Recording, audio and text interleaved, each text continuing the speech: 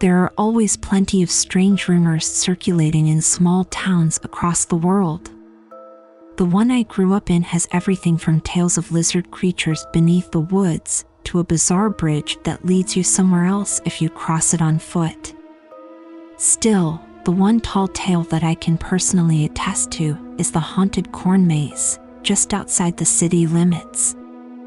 The labyrinth had been out there since long before I came along.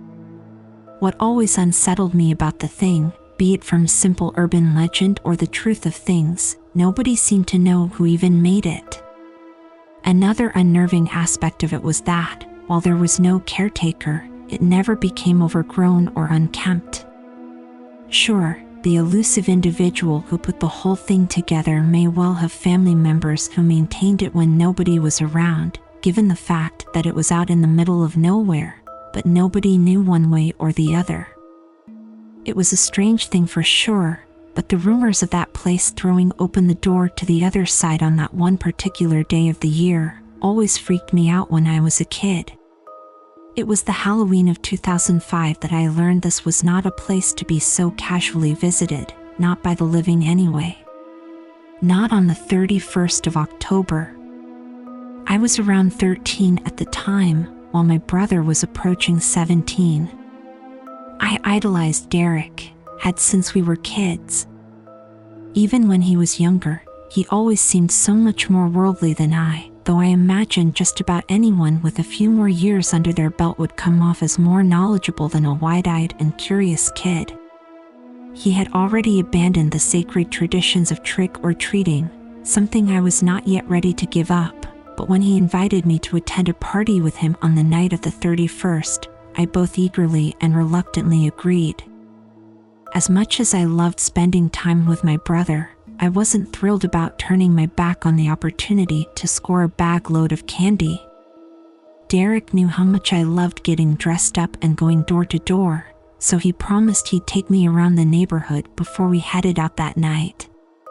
Being a costume party we were headed to, he decided to bring a bag himself when we joined the crowd of kids, playfully running from one house to the next.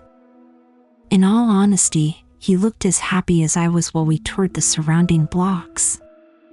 Sure, his vampire costume wasn't exactly the most extravagant garb for the occasion, slicked back hair, phony fangs in his mouth, and a long black coat.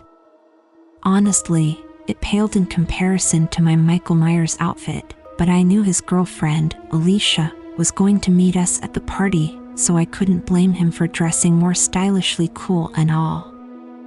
Supposedly, her little sister was going to be there as well, something that left me both nervous and a little intimidated if I'm being honest. I had only recently started appreciating the opposite sex at that time, but it was enough to make my palms sweaty while restricting my tongue's ability to function properly when attempting to form words. Regardless of my apprehensions, I was having a great time just hanging out with Derek, even with his friendly reminders that I needed to just be myself when we got there. When the sun finished its descent for the night, it was time for us to head back to the house to pick up my brother's car. We dropped the candy in the house, gave an obligatory goodbye to our folks, and got on the road. I hadn't been informed about where the party was taking place, but I had just assumed it would be at one house or another. When we passed by the last neighborhood before the city limits sign, the butterflies dancing in my stomach began to sink to the bubbling acid below. "Where we goin'?" I asked, though I had a solid idea of the answer. "I didn't tell you," Derek said, looking genuinely uncertain. "The party's out at the old corn maze." "Oh. Come on, that place don't still freak you out, does it?" he asked with a chuckle. "What? No. Of course not. I just didn't. There's nothing to be scared of, kid. We ain't going into it or anything. Just seemed a good, kind of creepy spot for the party is all." I couldn't argue with that. It was one hell of an eerie spot, out there in the middle of nowhere. I knew some of the older kids would go out there sometimes, but I still felt uneasy about it. I was certain that most of the stories folks told about the old maze were made up, just spooky tales to mess with the younger generation and all, but they would still get my imagination going. You sure we should be going out there tonight, though? I asked, attempting to hide the trembling in my throat. They're just stories, Danny, Derek said with a smile. You know that, right? I mean, yeah, but it's only to scare people, kid. Halloween was invented by the candy companies, you know? Nowhere gets haunted just because it's the 31st. It's all bullshit, just like every other stupid story around these parts. You gotta stop being so scared of everything. When I head off to college, you're gonna be on your own. I love you, kiddo, but I ain't always gonna be around to protect you. It was hard to argue with him, as he fully believed every crazy urban legend to be false, this one more than others. I still felt a little embarrassed by the way he talked to me. Yeah, I was very easily freaked out at that age, but I was getting better. That creepy old labyrinth, though, I never wanted to get within a shout of that place. I trusted my brother on just about anything, but I couldn't convince myself to side with him on this. A few years before, some guy named Jackson Fiddle supposedly went missing while investigating the labyrinth around the 31st. Sure, I didn't even know if he was a real person, being that just about everyone seemed to know everyone in our little town, and I hadn't ever heard of the guy before the rumors of his disappearance. The story about the woman who showed up at the emergency room on the morning of November 1st of '98, all bloody and beaten, though, that one messed me up for a while. From what she said, or from what folks said she said, her car broke down out by the old corn maze. This being before everyone and their mother had a cell phone, she couldn't reach out to anyone, so she just started walking. Somehow or another, whether she got turned around or just wasn't paying attention, she ended up strolling right into the neatly preserved labyrinth.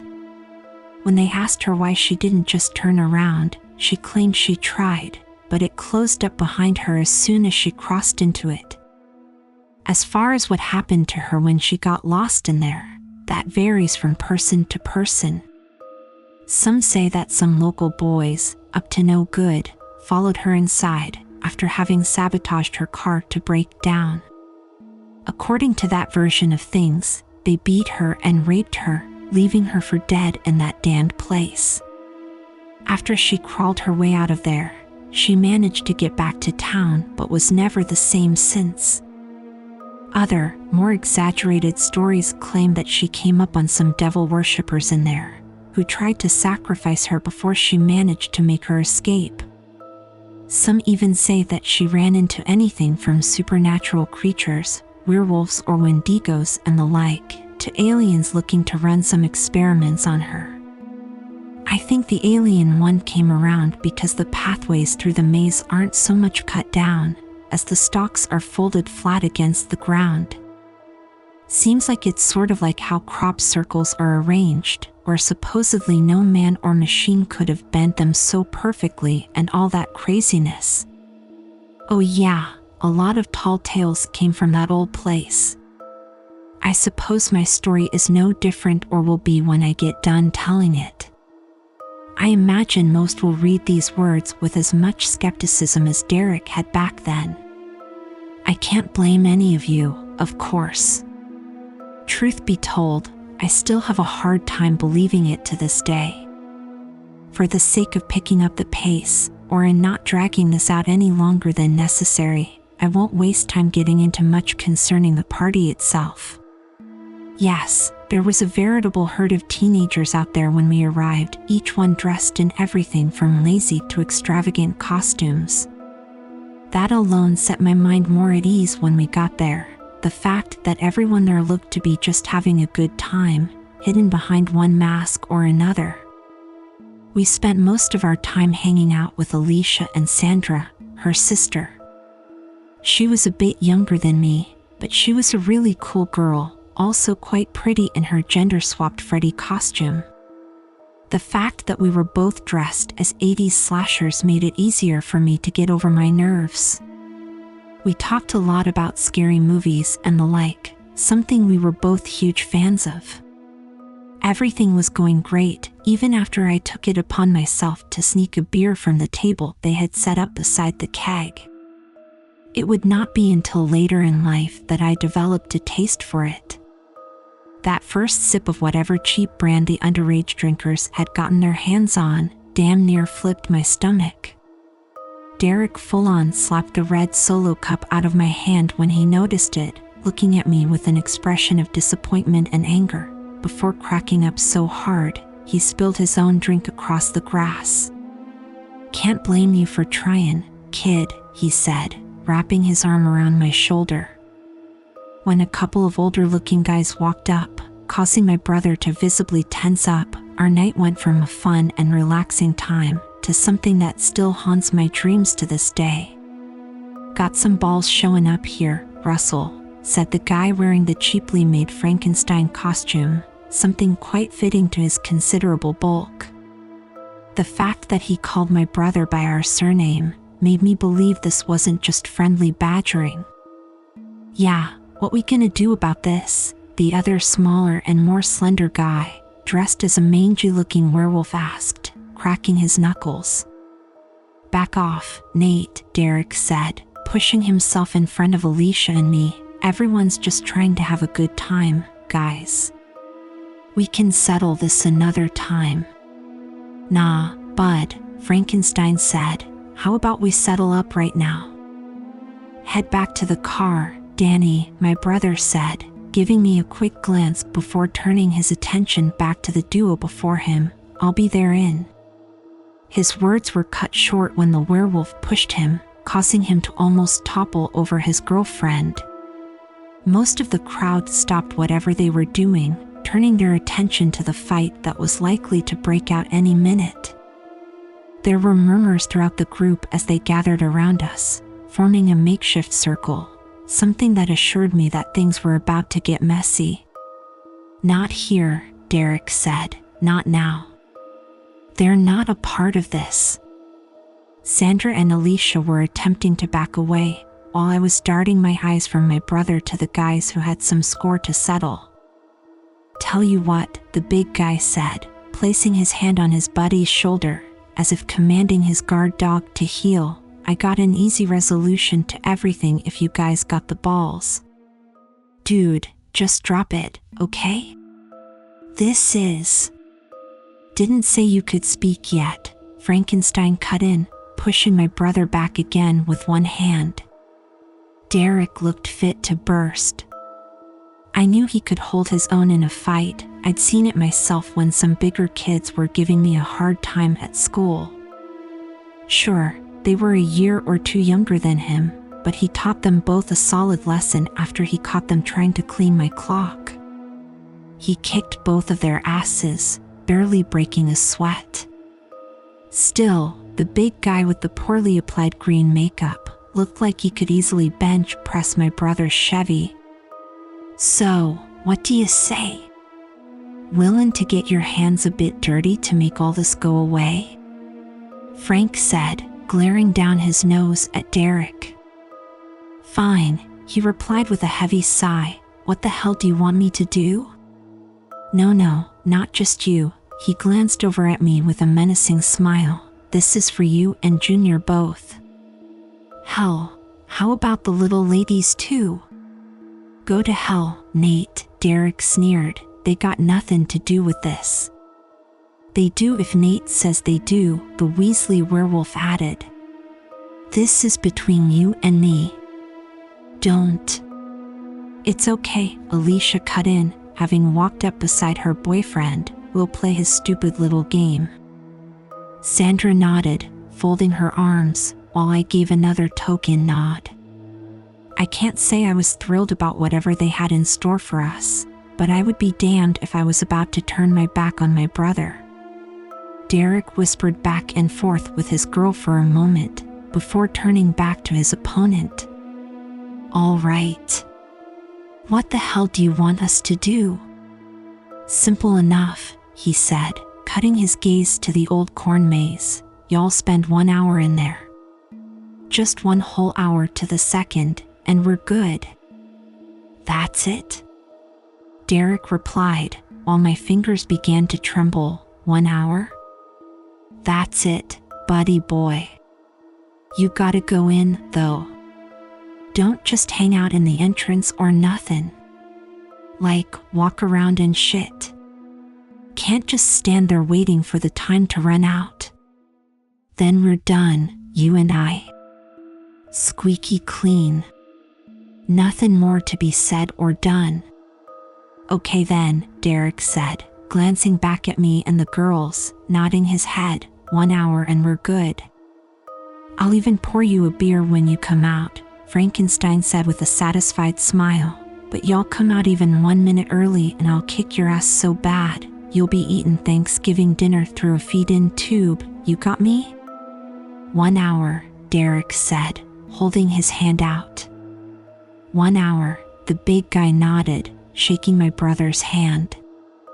I'm so sorry about this, Derek said as we approached the entrance to the old corn maze. I didn't expect them to be here. No worries, babe, Alicia said, rubbing her hand on his back. Yeah, Sandra said, I say we go in, find a place to chill and tell some scary stories for an hour, then come back out and party some more. I just nodded, trying my best to keep the trembling of my extremities as hidden as possible. I can't lie, I was scared. Even with Derek convinced that the stories of the labyrinth were blown out of proportion, the idea of actually entering the thing had me shook. Of course, I wasn't about to reveal that, especially since I had already developed a bit of a crush on the girl in the Freddy costume, who came off like this was just as simple as strolling into a grocery store with her folks. Before we walked in, we all looked back to see every face of every costumed partygoer glaring in our direction. From the expressions on a few of them, I could tell that I was not alone in my fear of the old maze, something that didn't exactly help my concern at the time. See y'all in an hour, Frankenstein called out, don't chicken out now. We'll be watching. For the first few minutes, we just walked in silence. I never really took in the height of the corn stalks before, how they almost towered over our heads. Just like the stories told, it wasn't just grass or dirt under our feet, but perfectly flattened stalks. They crunched slightly as we strolled onwards, but I couldn't even make out the sounds of the crowd outside after we entered. The aisles weren't particularly wide, causing us to walk 2 by 2 as we sauntered on. Derek and Alicia walked in front of Sandra and me, but I just gazed around as we moved deeper in. Even with the moon shining down from above, I was actually quite surprised how easy it was to see. Still, I wasn't about to let my guard down, and neither was anyone else, from what I could tell anyway. I say we round this corner, Derek said, gesturing to the right turn up ahead, and just plant our asses and wait. Works for me, I said, feeling no inspiration to bury myself any deeper in this place than we had to. As my brother suggested, we took that turn, stopped, and sat down on the cozier than expected ground. Perhaps, had we a little more time to appreciate how comfortable flattened corn stalks can be, this would not be a worthwhile tale to tell. Before I so much as allowed my butt cheeks to snuggle themselves into a comfortable setting, the blood-curdling squeal that echoed from somewhere ahead of us very nearly inspired every ounce of blood pumping through my veins to stop cold. Derek and Alicia looked as freaked out by this as I was, while Sandra darted her head between each of us. What the hell was that? She asked, placing her palms against the ground. Probably someone trying to mess with us, Derek suggested, looking as uneasy as the rest of us. That far ahead, though? I asked. I could see from behind us, but how could? Another scream, much closer than the last, cut my words short. I got back to my feet, as did Derek and the girls. "This is a setup," my brother said, appearing confident in this theory. "Nate probably sent someone in while we weren't looking. They might have been in here for a while, just waiting to have some fun with us." It did make sense. The big guy in the Frankenstein costume did come off like he knew something when he gave us that friendly reminder before we entered. Given the fact that whatever beef he had with my brother would be set right by this little dare, it would stand to reason that he wasn't going to make it easy for us. Yeah, I thought, they just want to force us to take off running. Make us embarrass ourselves in front of everyone before he kicks the crap out of Derek. 3 more screams, each coming from different directions, assured me that our working theory was right. While the girls looked back at my brother and me, both smiling at us, I nodded my agreement. "Hell with it," Derek said with a mischievous grin. "Let's go see what they cooked up for us, yeah?" "Yeah," I said, feeling the most confident I had since walking into this labyrinth. I can't deny that somewhere in the back of my grapefruit, I still felt uneasy about both my surroundings and the unsettling shrieks, but a higher percentage of my mind fully believed this to be exactly what we thought, that my brother's adversaries wanted to put on a little show for us. Who were we to deny their invitation? After walking for another 5 minutes or so, right turn here, up a few more feet, another left and right, and onto another straightaway, with the occasional dramatically painful yells guiding our path, we finally caught sight of one of the likely handful of people who were screwing with us. This particular pathway looked to be a good 20 feet long, with one opening to the left, and another right about halfway up. At the far end, standing directly in front of another wall of corn stalks, was a tall, slender individual in a filthy black robe, with the hood pulled down low enough to only reveal the wider-than-human toothy grin. When I first saw it, my heart skipped a beat or 4. It wasn't until Derek let out a soft giggle that I took in how comically sinister the costumed person was trying to come off. They just stood there, heaving with exaggerated breath, keeping their head tilted down with their arms somewhat outstretched from their sides. It was sort of like how that quintessential douchebag at the gym looks after knocking out that first handful of reps, that "I'm swole now, 'cause I lifted heavy stuff" sort of thing. When all of us started to laugh at intermittent intervals, the mimicked heavy breathing became more agitated, inspiring the hooded figure to wail out in one final attempt to intimidate us. Unfortunately for our cosplaying friend, we weren't buying it. Even after 2 more similarly dressed individuals walked out from the left and right openings ahead, our laughter didn't let up. "Gotta try harder than that, boys," my brother shouted, practically daring the trio to take their taunting to the next level. With one last howling scream, the one at the far end came charging towards us, slipping some sort of dagger from the inside of its robe. "Oh, here we go," Derek said, still chuckling. "This ought to be good." I'll never forget that smile he gave me when he glanced over his shoulder. He was so confident that he had this whole thing figured out, so was I, for that matter. Even when the robed figure showed no sign of slowing from only a few feet away, my brother still looked back at me, wearing that carefree smile. The transition of our circumstances going from something fun and carefree to one of anguished shock and horror barely allowed my mind to accept what was happening.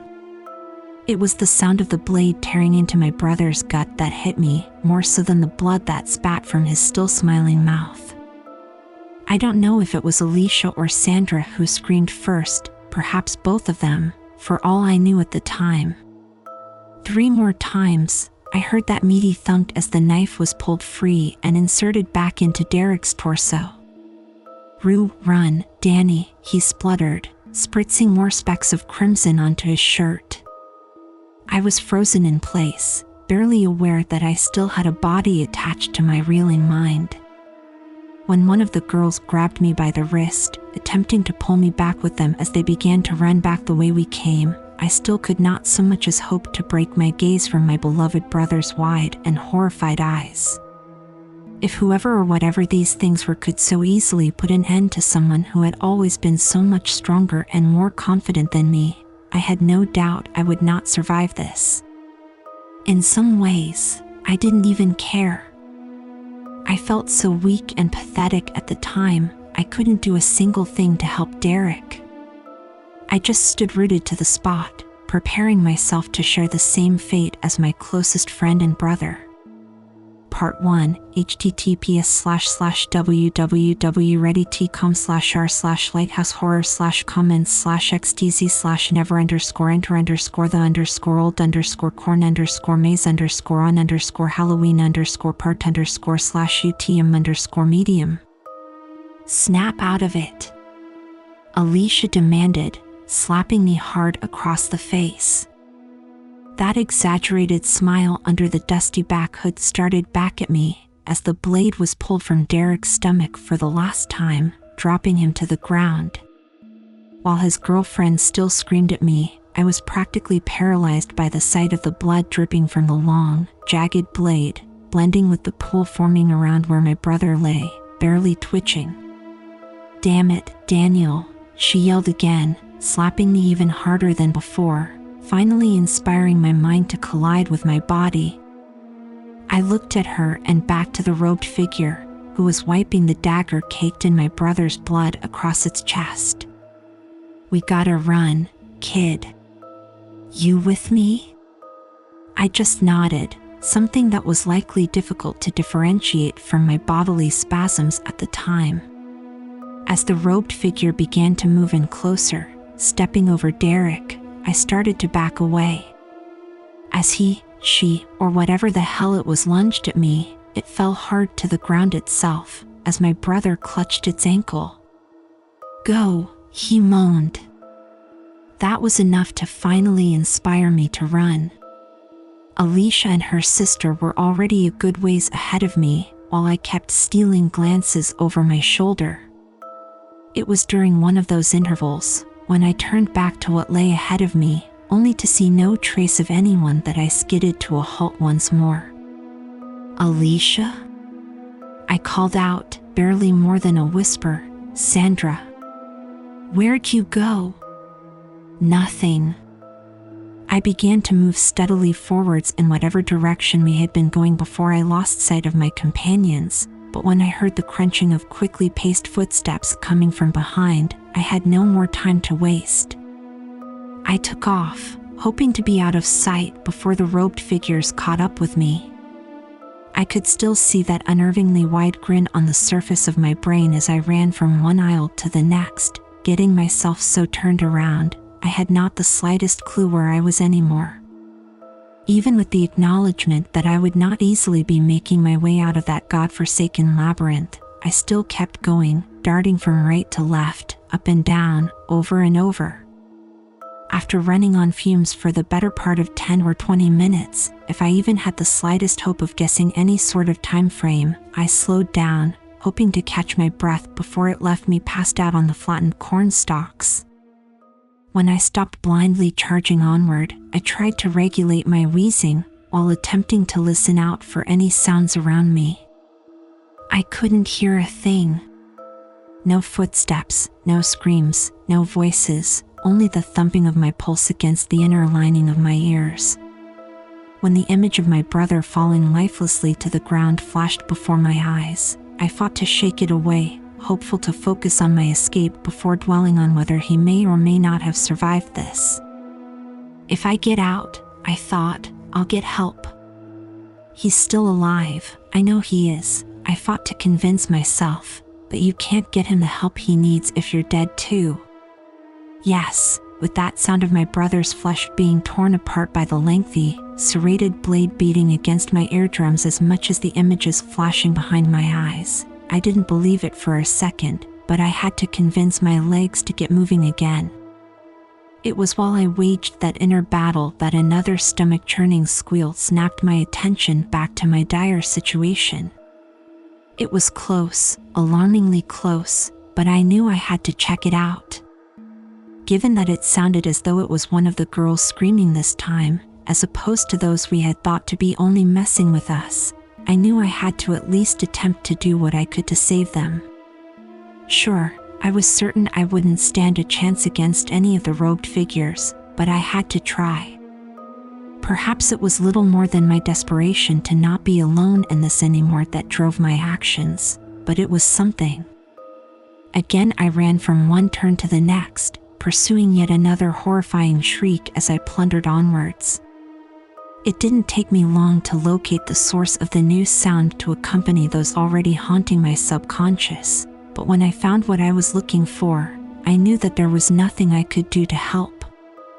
The red and green striped mini dress was almost shredded in places, revealing torn flesh and tissue, spilling more crimson fluids across the ground.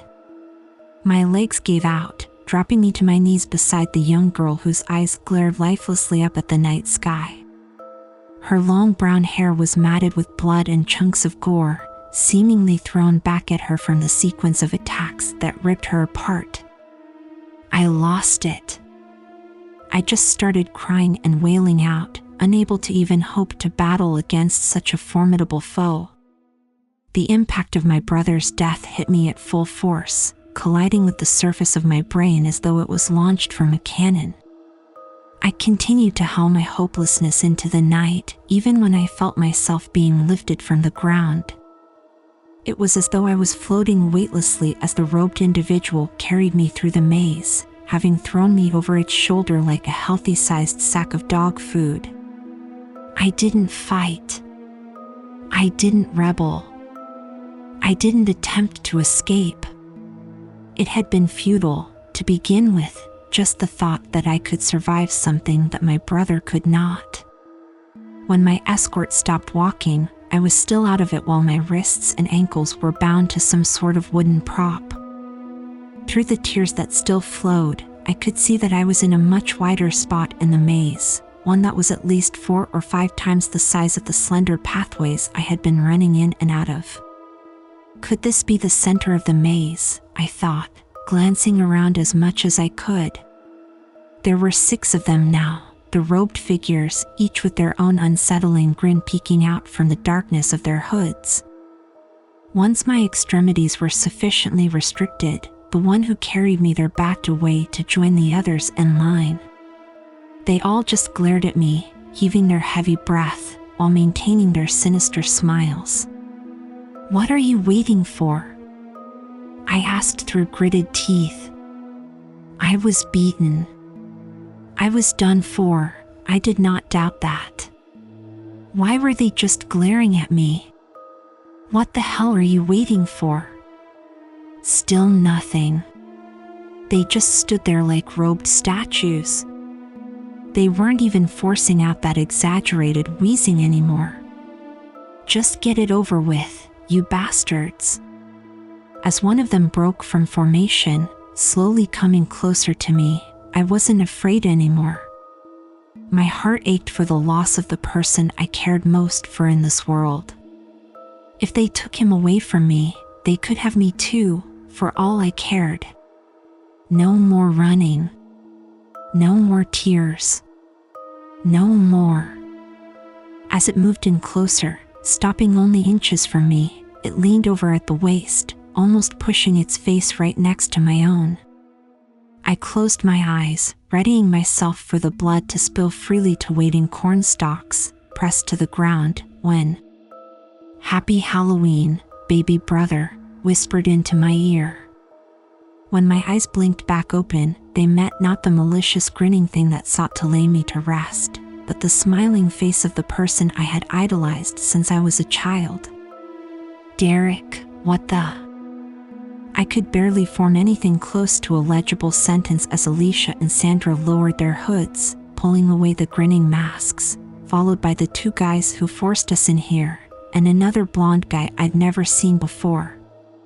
They weren't laughing at me, only smiling warmly as though they thought this torment they had put me through to be a heartfelt gift of some kind. "You're alive? You're all I stuttered while the truth of things struck me like a serrated blade to the midsection. Are you kidding me? I belted, wrestling against the bindings holding me in place. How could you? Why the hell would you? It's okay, kiddo, Derek said, still smiling, chuckling a little under his breath. It was just a joke. I just wanted to give you one good scare for Halloween. One good scare. I thought you were dead. I shouted, still pulling against the ropes around my limbs. Whoa, Danny, my brother said, reaching out to hold my arms still. You're gonna hurt yourself. Let me. Don't touch me. Do you have any idea what you put me through? I could tell that my brother's accomplices were growing steadily more uncomfortable as they stared on with varying, though equally uncomfortable expressions, but I didn't care. I felt betrayed by the actions of the one person I thought I could truly trust in this world, not only for this ridiculous charade, but for leading me into this damned maze in the first place. You know how I feel about this place, I said, lowering my voice. You know it scares me. Exactly, he said, resting his hand on my shoulder. That's why I chose it, kid. I'm going off to college next year. I need to know you'll be all right without me here. It's time to face your fears and grow up some. Believe me, Danny, I'd never do anything like this if I didn't have a good reason. Cut me down, I said, refusing to look him in the eye. He just stared back at me, or so it looked through my periphery. The smile faded from his face by the time I allowed my eyes to meet his again, but I was still angry, still betrayed. Cut me down. With a heavy sigh, he reached into his robe, pulling out the pocket knife he had carried for the last few years. After the last rope was cut, I just stood there looking up at him, rubbing the raw flesh on my wrists from my riding against the coarse ropes. Danny, just get me out of here. You know your way out, right? You guys sure as hell got around well enough. Yeah, he said, lowering his head and looking defeated. This way. Come on, Danny, Sandra said, pulling off the heavy-looking robe to reveal the wounds that appeared so much more fabricated than they had through my fear-altered vision. We didn't mean. Leave me alone, I said, swatting away the hand she reached out. Think we went too hard on him? Frankenstein asked Derek as we passed by him. Maybe. I didn't think. Wait, my brother said, cutting his head from side to side. Where's the... It wasn't until then that I noticed the circular clearing no longer had any visible exits. Assuming this to be just another part of the night's festivities, I felt my face begin to flush once more. Seriously, guys? I said, turning to face the group of suddenly bewildered-looking teens. Enough already. Can we just... This isn't us, Daniel, Alicia said, looking thoroughly perplexed as she glanced from her sister to her boyfriend. Nate? Is this you guys? Derek asked. Nah. I don't even. It's all planted in the ground, the blonde guy said, tugging at the stalks, 2 at a time. What? What the hell is this, Derek? A very uneasy-sounding Alicia asked, before screaming out again when something rolled across the ground towards us. She wrapped her arms around her sister, who had begun to whimper slightly, while the big guy in the Frankenstein costume muttered curses under his breath. When the pumpkin came to a halt, staring straight up with a fierce and mocking smile carved into its jack-o'-lantern face, everyone grew silent and still. I just glared down at the thing with my jaw unhinged, still battling to wrap my mind around everything that had occurred up until this point. When the long corn stalks began to rustle violently, making it appear as though the whole labyrinth was quaking around us, it was hard to differentiate my own involuntary shivering from my surroundings. A low humming sound was barely audible above the trembling leaves, but it gave me the impression that something was drawing closer as it gradually escalated. "Push through," Frankenstein said, weaving his hands between the stalks. "It's just corn. We can, shit." We all spun to see him wrestling against the vines that were wrapping around his arms and legs. Derek ran to his side, quickly slicing through the attacking greenery with his pocket knife. "Help me," my brother shouted while cutting and pulling the stems away, as more continued to wrap around the big guy. I ran up with the skinny werewolf and blonde guy, and we all attempted to yank at the weeds which were practically engulfing the writhing Nate. Sandra had dropped to the trembling ground, shaking her head and whimpering louder, while Alicia stood, seemingly frozen in place, with her hands cupped around her mouth. Within seconds, no matter how hard we fought against the corn stalks, as ridiculous as that sounds, we could no longer see even a hint of the boy in the Frankenstein costume. While we still frantically battled to free him, he was swiftly pulled away from us, with only his muffled scream in his wake. When his yelling fell silent, I still stood there just staring at the opening he left behind, mentally checked out while Derek snatched me by the wrist, shouting for the others to follow.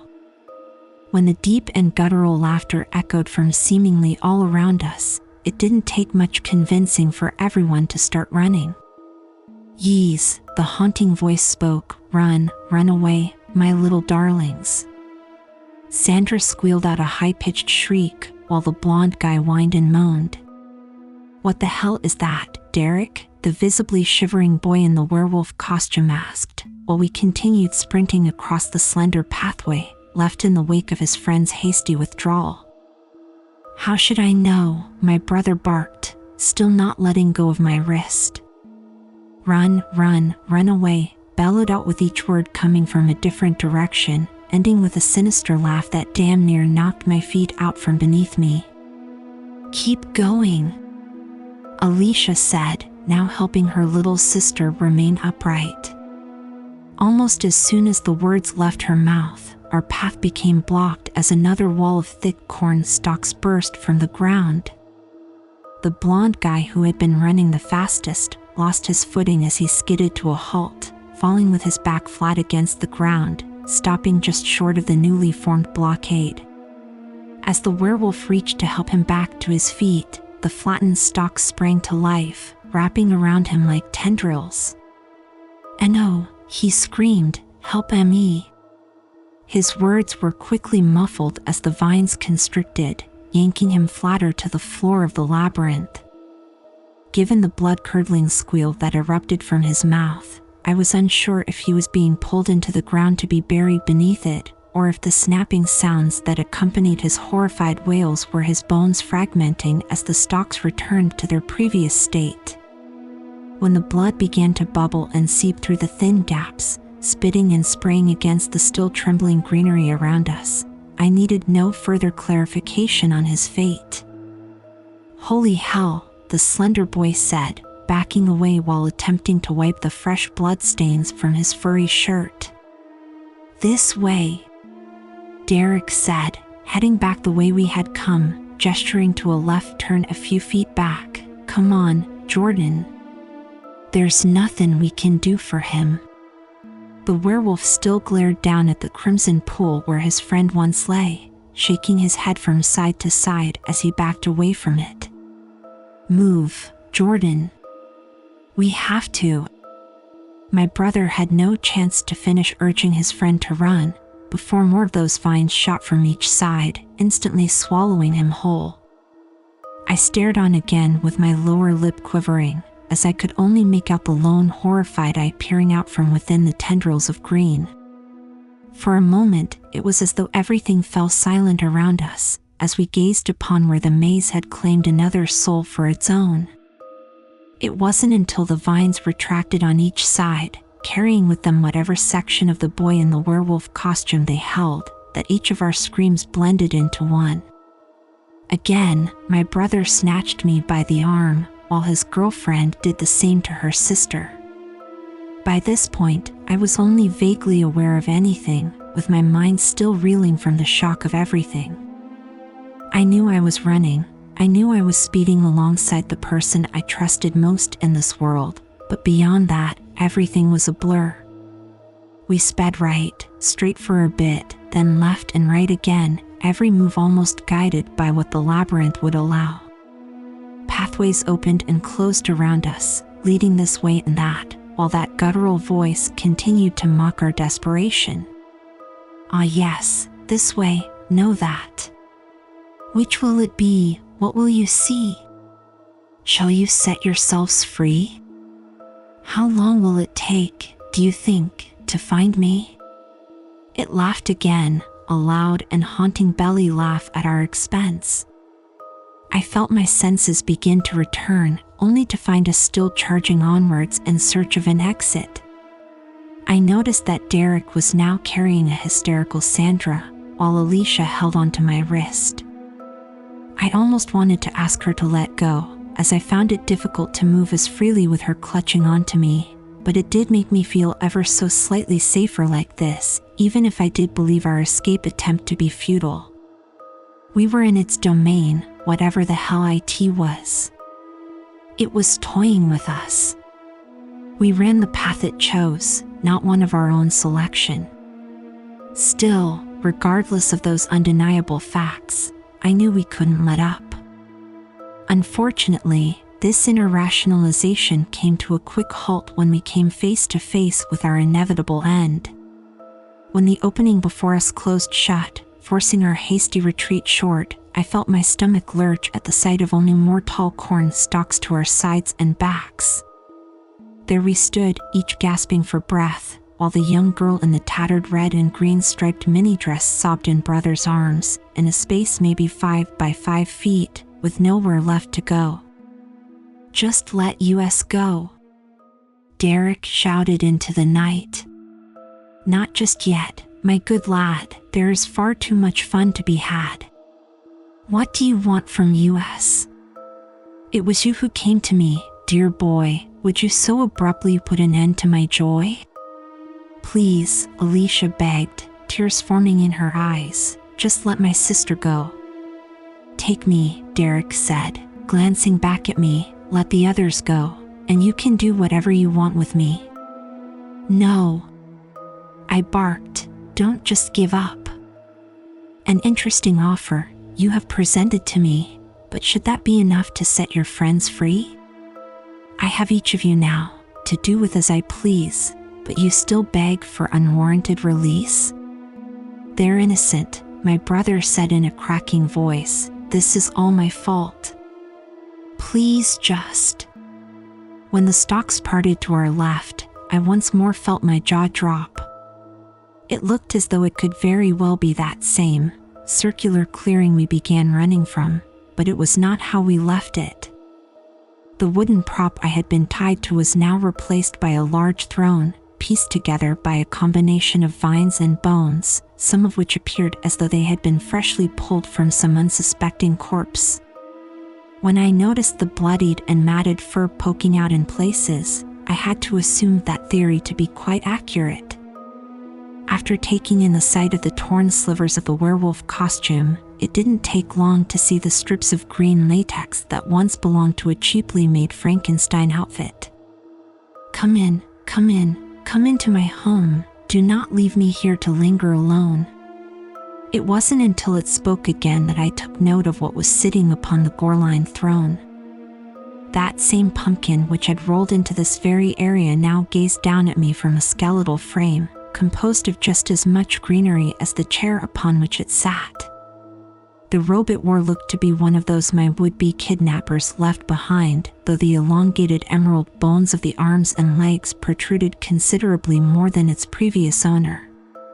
Welcome, welcome, my travelers, for, now, what exactly possessed you to come through my door? We all stood in a row, glaring up at this abomination before us. With every word it spoke, the carved expression on its face adjusted to fit. "It was my fault, my decision to come into your maze," my brother said with confidence in his words. "Is that true?" the pumpkin asked. "Was this all because of you?" "Why, yes. So, please don't punish them. Just take." "No more words," the creature said, holding a leafy finger to its mouth. The fact that not only had its voice deepened even more, but a rhyme did not follow this lone sentence, made me fear our time was at an end. "You do not belong here," it screamed, spitting pumpkin guts and seeds to the ground. "How would you feel if someone just let themselves into your home? Would you let them leave unscathed?" "I'm so sorry, No more words." It lifted itself from its throne, standing twice the height of Derek as it glared down from its hollow, triangular eye holes. As what felt like minutes dragged by, we held this silent staring contest. Given all I had witnessed, I knew it wouldn't let us leave this place with our lives. When the apparent lord of this maddening place finally broke the suffocating silence, I would find my assumptions proven wrong once more. 3 lost, 3 may yet be free. Which one of you will stay here with me? Before I had the slightest chance to intervene, Derek stepped forward. As the creature slipped off the robe, revealing more of its hauntingly thin frame, my brother looked back at me with a smile, tears dripping down his face. "I love you, kiddo," were his last words before the filthy black fabric was thrown over my head, hiding whatever happened next from my eyes. When I pulled the robe away to see only the outside of the old corn maze before me, I fell to the ground, unable to prevent the scream from breaching my lips. Even when the arms wrapped around my back, while the girls attempted to lift me back to my feet, my agonized wail would not let up. In the weeks following the disappearance of my brother and his friends, the authorities searched every square inch of that labyrinth, as well as the woods surrounding it, but nothing was ever turned up. They even plowed the whole thing down, before digging in search of anything that remained of its victims. Ultimately, they couldn't find so much as a trace of anyone it claimed for its own, but there was nothing left of the old corn maze by the time the work was done. I can't say that it surprised me when it turned back up by the next Halloween, though. I couldn't help but wonder whether it grew back the natural way, or just sprouted out of the ground overnight. Given that I didn't return to that awful place until the following October 31st, I have no idea how it returned, but I knew it would be there, didn't doubt it for a second. I didn't go trick-or-treating that year, or any other after that last time. Sure, I let my folks think I did, but I had made arrangements for the ride back out there long before that night. I just had to see it for myself, you know? Just face off against that damn thing and beg for it to give back what it took from me. Before I could enter, though, the pathway was blocked to me, not by the stalks forming another wall, but by the one who chose to stay behind to grant us freedom. In many ways, I wasn't surprised to see him either, even if the hope of pulling him free from that place were short-lived. We talked for a while that night and every Halloween that came after it. Even all these years later, he still looks as young as he did that last time we went door to door in search of bag loads of candy. It may be the only time I can see him, and he refuses to tell me what his existence consists of the other 364 days of the year, but I will carry on this tradition for as long as I am able. Sandra and I are going to be parents soon. Yes, we've both been through our fair share of therapy over the years, as has her sister, but that awful night brought us closer than I could have ever imagined. Maybe it's simply the fact that we could only confide in each other after that night, as nobody would believe our account of things. While the psychiatrists help, we haven't exactly been forthcoming about everything with them. Given my wife's condition, I'd say there's a good chance our son could be born any day now. I just hope that he doesn't decide to wait until Halloween to make his grand entrance. I have an appointment to keep, after all, one that I hope to have him accompany me on when he's old enough. It's only right that he meets the man he's named after.